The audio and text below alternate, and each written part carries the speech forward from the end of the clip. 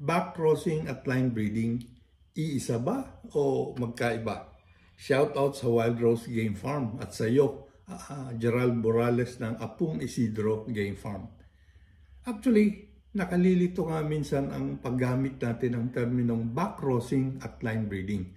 Kahit sa pagsagot ko sa mga tanong, hindi ko napapansing naging confusing ang sagot ko kaysa nakapagbigay liwanag. Ang backcrossing ay pairing ng magulang sa anak.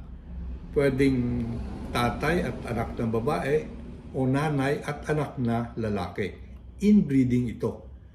Pwede rin namang two-way cross na ipapare sa isa pang material na katulad ng bloodline ng isa sa mga magulang nito.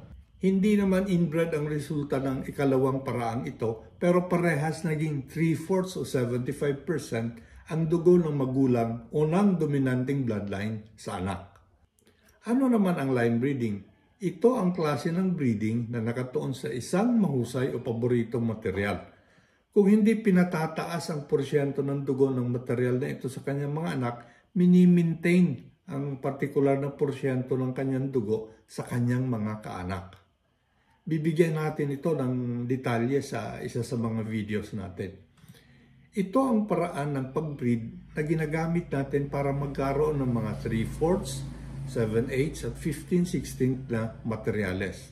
Ibig sabihin, ganito ang mga porsyento ng dugo ng mahusay na material sa kanyang mga anak. Ang ganitong line breeding nagsisimula sa backcrossing.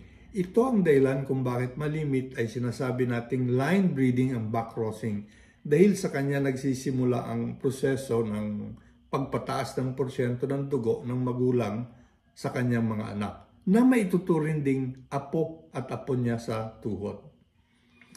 Ibig sabihin, sa simula ng line breeding ay heavy ang inbreeding. Habang tumatagal, bagaman anak din ng original na material ang mga dumadating na generation, bahagyang bumababa ang pagka-inbred ng mga ito dahil nga lumalabas ay apo at apo na rin niya sa tuhod.